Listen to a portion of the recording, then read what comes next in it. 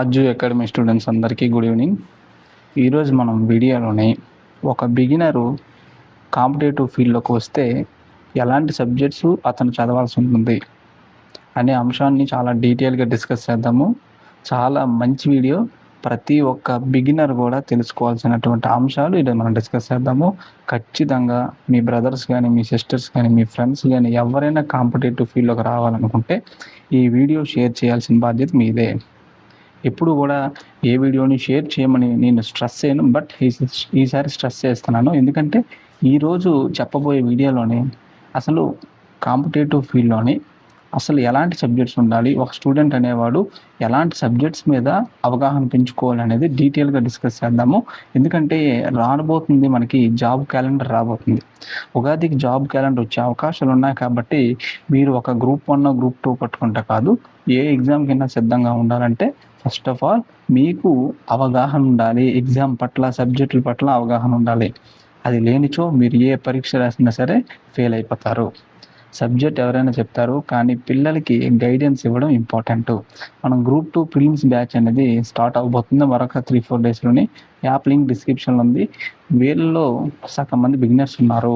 వీళ్ళందరికీ కూడా guidance videos అనే ఫోల్డర్ పెట్టాను. అందులో ప్రతి 3 to 4 డేస్కి ఒక వీడియో అప్లోడ్ చేస్తాను.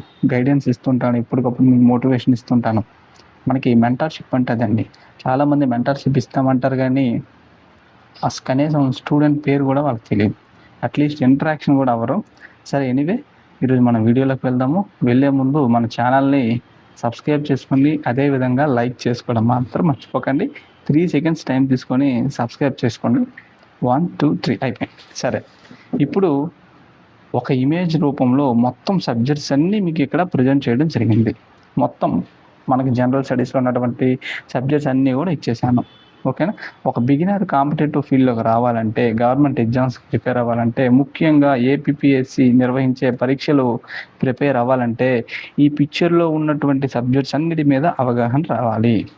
ఏపీపీఎస్సిలో ఎగ్జామ్స్ ఏ రకంగా ఉంటాయంటే, paper 1 except group 1 and group 2, group 1 group 2 తప్పించి ఏ పరీక్షకైనా పేపర్ 1 ఉంటుంది, పేపర్ 2 ఉంటుంది. పేపర్ 2లో స్పెసిఫిక్ సబ్జెక్టుకి సంబంధించినటువంటి అంశాలు ఉంటాయి. ఫర్ ఎగ్జాంపుల్ జేఎల్ రాస్తున్నాం అనుకోండి, నీ సబ్జెక్టు ఎకానమీ అనుకోండి, ఎకానమీ మీద పేపర్ 2 ఉంటుంది. ఫర్ ఎగ్జాంపుల్ ఎండోమెంట్ రాస్తున్నాం అనుకోండి, పేపర్ 2లో దేవాదాయ శాఖకు సంబంధించినటువంటి అంశాలు ఉంటాయి. కానీ ప్రతి ఎగ్జామ్కి కూడా పేపర్ 1 అనేది కామన్. పేపర్ 1లో ఏముంటుంది? General studies plus mental ability, ఈ 2 అంశాలు ఉంటాయి. మరి గ్రూప్ 1కి అదేవిధంగా గ్రూప్ 2కి సిలబస్ అనేది, ప్యాటర్న్ అనేది మారుతుంది. ప్యాటర్న్ మారినప్పటికీ కూడా సబ్జెక్ట్స్ అనేవి సేమ్. అర్థమైందా? ప్యాటర్న్ మారినప్పటికీ కూడా ఇక్కడ పేపర్ 1లో ఉన్నటువంటి అంశాలే గ్రూప్ 1 గ్రూప్ 2లో కూడా ఉంటాయి. అవేంటో ఇప్పుడు మనం ఒకసారి తెలుసుకుందాము. సరే, మొదటగా మనం డిస్కస్ చేయబోయే సబ్జెక్ట్ వచ్చేసి ఇండియన్ పాలిటీ, భారత రాజకీయ వ్యవస్థ. ఏ పరీక్ష తీసుకున్నా, అది కానిస్టేబుల్ అయినా యూపీఎస్సీ అయినా సరే, ఇండియన్ పాలిటీ మీద ఖచ్చితంగా బిట్టు వస్తుంది. ఇండియన్ పాలిటీ అనేది తప్పనిసరిగా చదివి తీరాలి. ఓకేనా? నెక్స్ట్ వచ్చేసి మనకి ఇండియన్ అండ్ ఏపీ హిస్టరీ. ఇక్కడ చూడండి, చాలా జాగ్రత్తగా రాశాను. భారతదేశం మరియు ఆంధ్రప్రదేశ్ యొక్క చరిత్ర. మీరు సిలబస్లో చదివేటప్పుడు చాలా క్లారిటీగా చదవాలి. అందులో భారతదేశం చరిత్ర ఉందా, ఆంధ్రప్రదేశ్ చరిత్ర ఉందా, లేదా రెండూ ఉందా? చూడండి, చాలా ఇంపార్టెంట్. హిస్టరీ చదివేటప్పుడు సిలబస్లో మీరు చాలా క్లారిటీగా చదవాలి. భారతదేశ చరిత్ర ఉందా, లేదా ఏపీ హిస్టరీ ఉందా చదవాలి. మరొక ఇంపార్టెంట్ విషయం ఏంటంటే, భారతదేశం చరిత్ర మొత్తం ఉందా, లేదంటే మోడర్న్ ఒకటే ఉందా? చూడమ్మా, ఏన్షియంట్, మెడివల్, మోడర్న్, ఈ 3 విభాగాలుగా భారతదేశం చరిత్ర అనేది డివైడ్ అయింది. కొన్ని పరీక్షల్లో కేవలం మోడర్న్ హిస్టరీ మాత్రమే ఉంటుంది. కొన్ని పరీక్షల్లో ఏన్షియంట్ ఉంటుంది, మెడివల్ ఉంటుంది, మోడర్న్ ఉంటుంది. ఫర్ ఎగ్జాంపుల్ గ్రూప్ 2 ప్రిలిమ్స్ తీసుకున్నట్లయితే ఏన్షియంట్, మెడివల్, మోడర్న్ ఉంది. గ్రూప్ 2 మెయిన్స్ తీసుకుంటే కేవలం ఏపీ హిస్టరీ మాత్రమే ఉంది.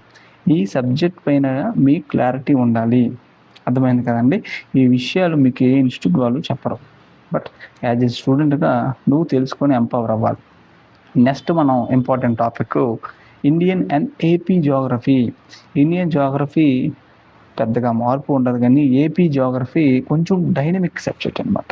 ఎందుకంటే మనకి రీసెంట్గా జిల్లాలు అప్డేట్ అయ్యేవి కదండి, అవన్నీ మనం తెలుసుకోవాల్సిన అంశం ఉంది. కాబట్టి మనకి సిలబస్ చదివేటప్పుడే మీరు జాగ్రత్తగా చూడాలి, ఇండియన్ జియోగ్రఫీ ఒక్కటే ఉందా లేదా ఏపీ జియోగ్రఫీ కూడా ఉందా. మనం ఈ వీడియో అయిపోయాక పలానా సబ్జెక్ట్ మీరు కామెంట్ పెట్టండి, ఆ సబ్జెక్ట్ ఇన్డెప్త్గా మనం అనాలిసిస్ చేద్దాం. ఫర్ ఎగ్జాంపుల్ ఇండియన్ పాలిటీలో ఏం చదవాలి, ఏ బుక్ ఫాలో అవ్వాలి అనేది కూడా మనం డిస్కస్ చేద్దాం, మీరు కామెంట్ రూపంలో తెలియజేసినట్లయితే. Next world geography. ఈ వరల్డ్ జియోగ్రఫీ పెద్దగా అన్ని సబ్జెక్ట్స్కి ఉండదు, కొన్ని సబ్జెక్ట్స్కి మాత్రమే ఉంటుంది. ఫర్ ఎగ్జాంపుల్ గ్రూప్ 1కు ఉంటుంది, అలాగని చెప్పి రిమైనింగ్ ఎగ్జామ్స్కి ఉంటుందంటే ఉండదు. కనుక ఆచితూచి మీరు సిలబస్ చదవాలి. నెక్స్ట్ వచ్చేసి Indian and AP economy. Indian and AP economy, ఈ ఎకానమీ చదివేటప్పుడు చాలా జాగ్రత్తగా ఉండాలి. ఎందుకంటే చూపిస్తాను చూడండి మీకు. ఇండియన్ అండ్ ఏపీ ఎకానమీ వచ్చేసి మనకి చూడమ్మా, Indian economy plus AP economy, ఆర్థిక వ్యవస్థ, భారతీయ ఆర్థిక వ్యవస్థ, ఆంధ్రప్రదేశ్ యొక్క ఆర్థిక వ్యవస్థ. ఓకేనా. మనకి ఇండియన్ ఎకానమీ చదివేటప్పుడు కొన్ని స్టాటిక్ కాన్సెప్ట్స్ ఉంటాయి, అవి ఎప్పటికీ మారవు. ఫర్ ఎగ్జాంపుల్ ఇన్ఫ్లేషన్, ద్రవ్యోల్బణం అనే కాన్సెప్ట్ ఉంటుంది, అది 5 సంవత్సరాలైనా ఆ కాన్సెప్ట్ మారదు. పావర్టీ అనే కాన్సెప్ట్ మారదు. 5-year ప్లానింగ్ అనే కాన్సెప్ట్ మారదు. కానీ ఇక్కడ కొన్ని అంశాలు మారుతాయి ఎప్పటికప్పుడు, ప్రతి సంవత్సరం కూడా మారిపోతూ ఉంటుంది. అదేంటో తెలుసా అండి, socio economic survey plus budget plus latest government schemes. ఈ 3 ఎప్పటికప్పుడు మారిపోతూ ఉంటాయి. ఈ 3 ఎప్పటికప్పుడు ఎకానమీలో అప్డేట్ చేసుకోవాలి. ఈ స్టాటిక్ కాన్సెప్ట్ ఎప్పుడూ స్థిరంగా ఉంటుంది, అది ప్రాబ్లం లేదు. కానీ ఈ సర్వే బడ్జెట్ స్కీమ్స్ మాత్రం ఎప్పటికప్పుడు అప్డేట్ అవ్వాలి, అలాగైతేనే మార్పులు వస్తాయి. సేమ్ ఏపీ ఎకానమీ అంటే ఇంకేమీ లేదు, ఆంధ్రప్రదేశ్ గవర్నమెంట్ బడ్జెట్కి ముందు మనకి సర్వే విడుదల చేస్తుంది, ఆ సర్వే కాపీ, ఆంధ్రప్రదేశ్ యొక్క బడ్జెట్ కాపీ, ఈ రెండు పట్టుకొని ఏపీలో ఉన్నటువంటి లేటెస్ట్ గవర్నమెంట్ స్కీమ్స్ పట్టుకుంటే ఆంధ్రప్రదేశ్ ఎకానమీ అయిపోతుంది. ఎవ్రీ ఇయర్ మారిపోతుంది, ఇది పెట్టుకోండి. ప్రతి సంవత్సరం ఆంధ్రప్రదేశ్ ఎకానమీ మారిపోతుంది. మన గ్రూప్ 2 ప్రిలిమ్స్ కోర్స్లో ఏపీ బడ్జెట్ కూడా నేను కవర్ చేస్తాను, యాప్ లింక్ డిస్క్రిప్షన్లో పెట్టాను. Even though it is mains course, AP budget నేను ఎక్స్ప్లెయిన్ చేస్తాను కరెంట్ అఫైర్స్ విభాగంలో. సరేనా అండి. నెక్స్ట్ సబ్స్క్రైబ్ చేసుకున్నారు కదండి, వీడియోని లైక్ చేశారు కదా, హైప్ ఇచ్చారు కదా. సరే, next one of my favourite subject, my core subject అయినటువంటి ఎన్విరాన్మెంటు, సైన్స్ అండ్ టెక్నాలజీ, రెండు విడివిడిగా మనం డిస్కస్ చేద్దాము. ఎన్విరాన్మెంటు పర్యావరణము, అదేవిధంగా సస్టైనబుల్ డెవలప్మెంట్, సుస్థిర అభివృద్ధి. లేటెస్ట్ ట్రెండ్ చూసుకుంటే నువ్వు ఏ పరీక్ష రాసినా ఎన్విరాన్మెంట్ నుంచి 8 నుంచి 12 బిట్లు తప్పనిసరిగా వస్తున్నాయి. నేను FPOలో మొన్న స్ట్రెస్ చేసి మరి చెప్పాను ఎన్విరాన్మెంటు, అదే సక్సెస్ అయింది పిల్లలకి. సరేనా. ఎన్విరాన్మెంట్కి సంబంధించి మీరు ఏ పుస్తకం చదవాల్సిన అవసరం లేదు, నా మెటీరియల్ చదువుకుంటే సరిపోతుంది. ఓకేనా. నెక్స్ట్ సైన్స్ అండ్ టెక్నాలజీ, ఈ రెండు కూడా వేరు వేరే. అందరూ సైన్స్ అండ్ టెక్నాలజీ, ఎన్విరాన్మెంట్ అంటే ఒకటే అనుకుంటారు, కానీ science and technology is a completely different subject. మనకి గ్రూప్ 2 మెయిన్స్ తీసుకున్నట్లయితే చూడమ్మా, గ్రూప్ 2 మెయిన్స్లో SNT ప్లస్ ఎన్విరాన్మెంట్ కలిపి 75 మార్కులు ఉంటుంది మెయిన్స్లో. కొన్ని జనరల్ స్టడీస్ పేపర్ 1 అని చెప్పాను కదండి, అందులో మనకి కేవలం ఎన్విరాన్మెంట్ మీద ఎక్కువ ఫోకస్ చేస్తాను. ఈ రెండు డిఫరెన్స్ మీకు తెలియాలి. ఆ రెండింటికి డిఫరెన్స్ ఏంటి, ఈ రెండింటికి ఏ పుస్తకాలు చదవాలో కూడా నేను చెప్తాను. ఎన్విరాన్మెంట్కి అయితే SNT నేను ఇంకా మెటీరియల్ ఇవ్వలేదు, కానీ ఎన్విరాన్మెంట్ మన material, the best material. Next general science. ఈ జనరల్ సైన్స్ ఎవరైతే కానిస్టేబుల్ కానీ, సబ్ ఇన్స్పెక్టర్, ఈ డిపార్ట్మెంట్ వైజ్ పరీక్షలు రాస్తారో FBO కానీ, వాళ్ళకి జనరల్ సైన్స్ కీలక పాత్ర పోషిస్తుంది. జనరల్ సైన్స్లో ఏముంటాయి, ఫిజిక్స్, కెమిస్ట్రీ, బయాలజీ, ఈ 3 కూడా ఉంటాయి. 6th నుంచి 10th క్లాస్ వరకు NCERT పుస్తకాలు చదివితే సరిపోతుంది. అన్ని ఎగ్జామ్స్కి ఉండదు జనరల్ సైన్స్.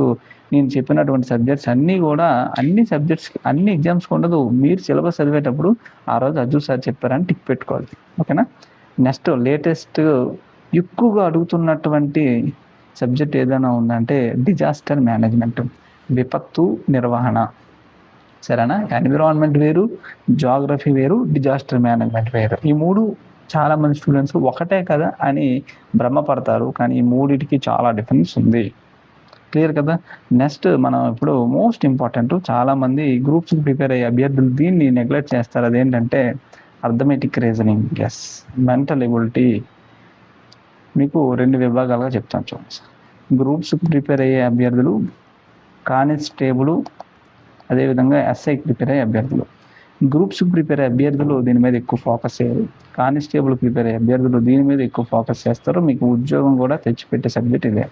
నేను గ్రూప్స్కి ప్రిపేర్ అయ్యే అభ్యర్థులు కూడా నేను చెప్పదలుచుకుంది ఏంటంటే, ఇప్పటి నుంచే మీరు మ్యాథమెటిక్స్, అర్థమెటిక్ రీజనింగ్లో వెనకబడి ఉంటే ఇప్పుడే ఫోకస్ పెట్టండి. ఎందుకంటే గ్రూప్ 2 ప్రిలిమ్స్లో 30 మార్కులు మనకి అర్థమెటిక్ రీజనింగ్ ఉంటుంది. అదేవిధంగా జనరల్ స్టడీస్ పేపర్ 1 ఇందాక చెప్పాను కదండి, ఏ పరీక్ష అయినా 10 మార్కులు మినిమం రీజనింగ్ అడుగుతాడు. కాబట్టి ఇప్పటి నుంచే శ్రద్ధ పెట్టండి, ఓకేనా. సరే, నెక్స్ట్ కరెంట్ అఫైర్స్.